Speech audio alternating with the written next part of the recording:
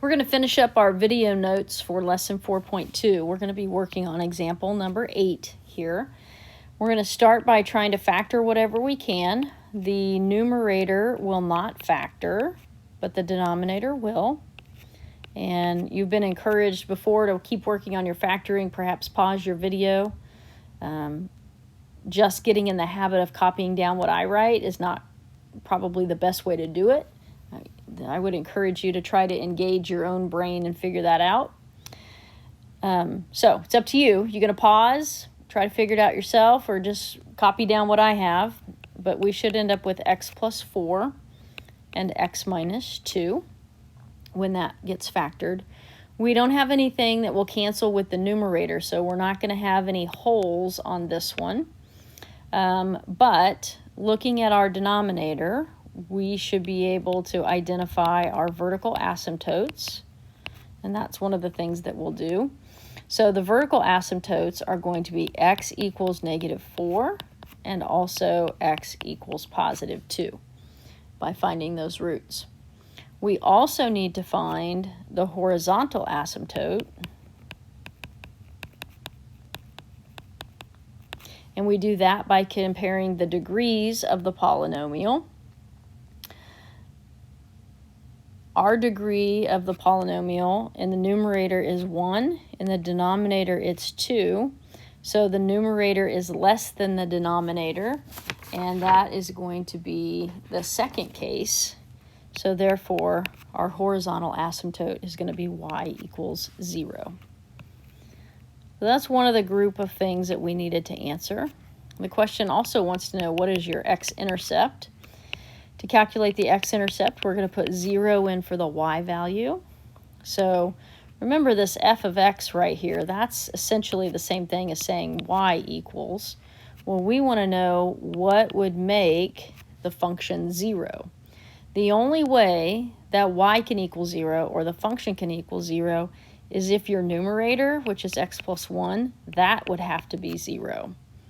So 0 divided by any number, whether it's 8 or 18 or 118, 0 divided by any of those numbers is going to give you 0. So that's where we're going to focus on finding our x-intercept, is to figure out what would make the numerator 0. So take the numerator, x plus 1, set it equal to 0. So if y is 0, then x would have to equal negative 1 to make that happen. So this graph at the x-intercept is going to be at negative 1. So I'll go ahead and plot that. We also need to know the y-intercept. Figure out the y-intercept, we're going to put 0 in for our x's. So in the function, wherever we have an x, we're going to replace it with a 0. So we'll have 0 plus 1 all over 0 squared minus 2 times 0 minus 8. And I believe we'll have 1 in the numerator and we'll have negative 8 in the denominator. So our y-intercept is going to be negative 1/8. So that is not very far below the x-axis. Okay, so we found our vertical asymptote, our horizontal asymptote. We have found our x and y intercepts. And now we can begin trying to figure out what the rest of our graph is going to look like. I'm going to take the time here next to sketch in the horizontal and vertical asymptotes. So this yellow dashed line, that is going to represent y equals 0. That is our horizontal asymptote. And then we have vertical asymptotes at x equals negative 4.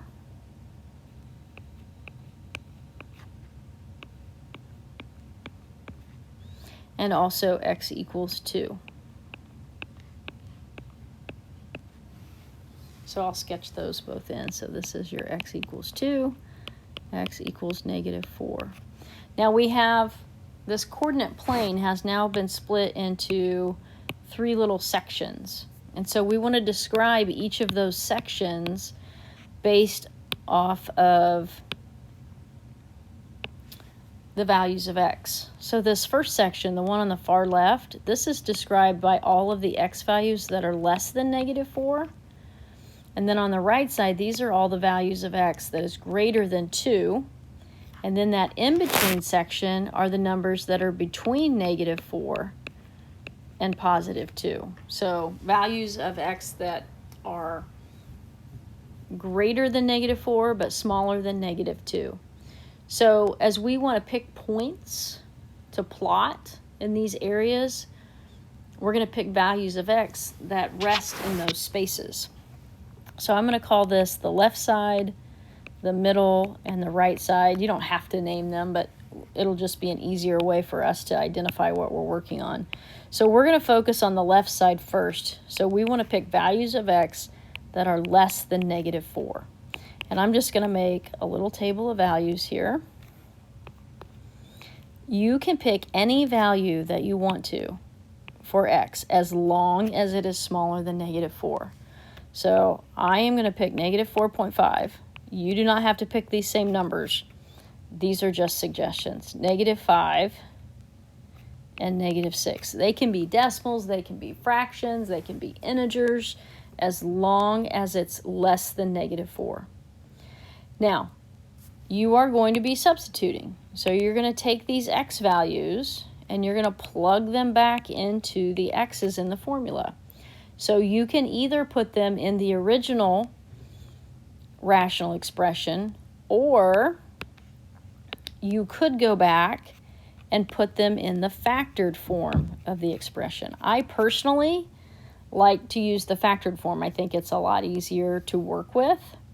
So I'm going to show you very detailed how I'm going to do the first one. So let's say we want to take this -6 value. I'm going to do -6 plus 1 all over, and that's going to be -6 plus 4 times -6 minus 2. And then I'm just going to simplify. That numerator will be -5. And then in this denominator, I'm going to have -2 times -8.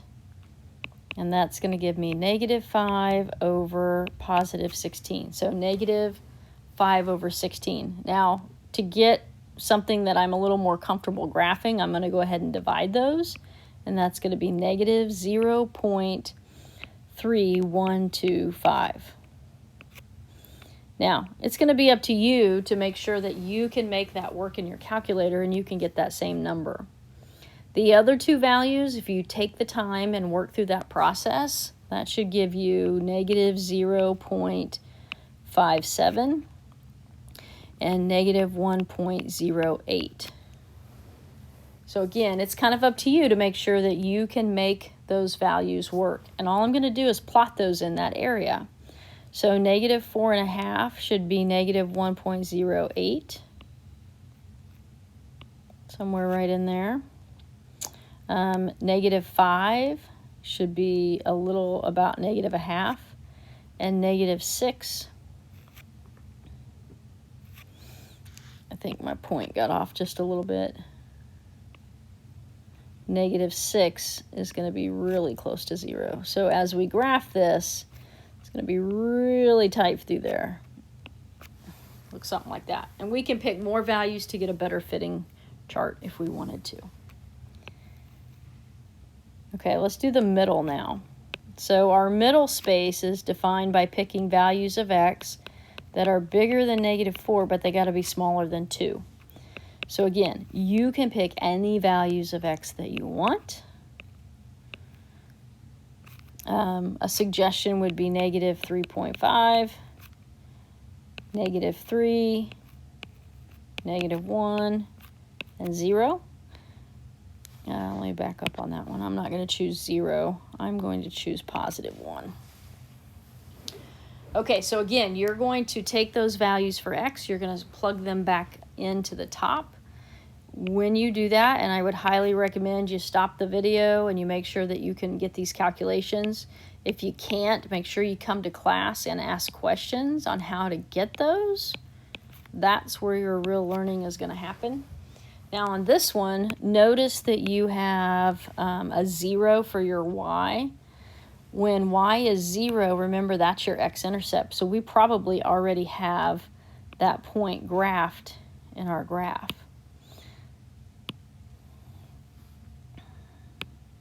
So we'll plot those. -3.5 gives me almost at +1. -3 gives me a little bit less than a half. -1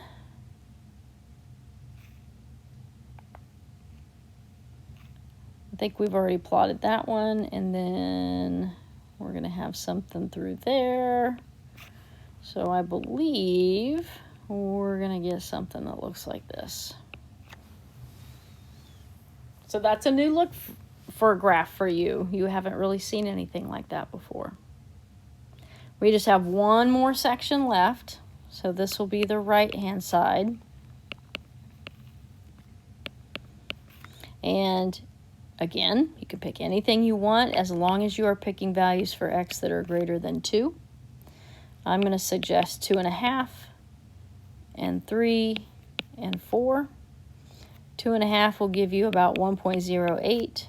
3 is going to give you about 0.57. 4 is going to give you about 0.3125.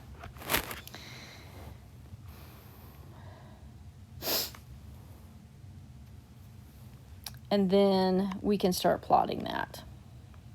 So we have 2.5. So that red line is 2. So 2.5, so another half unit over.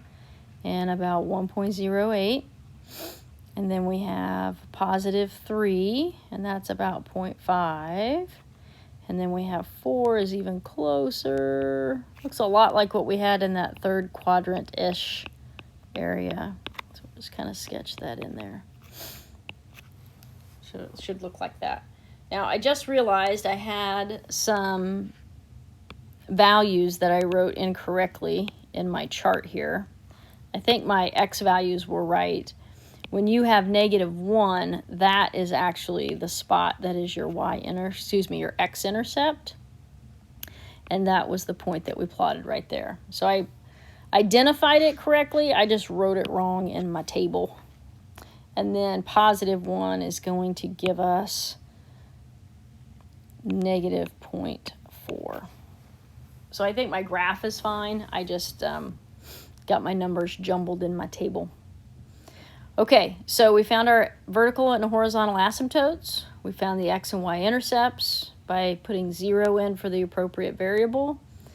We sectioned everything off into 3 areas when we broke up with our asymptotes there.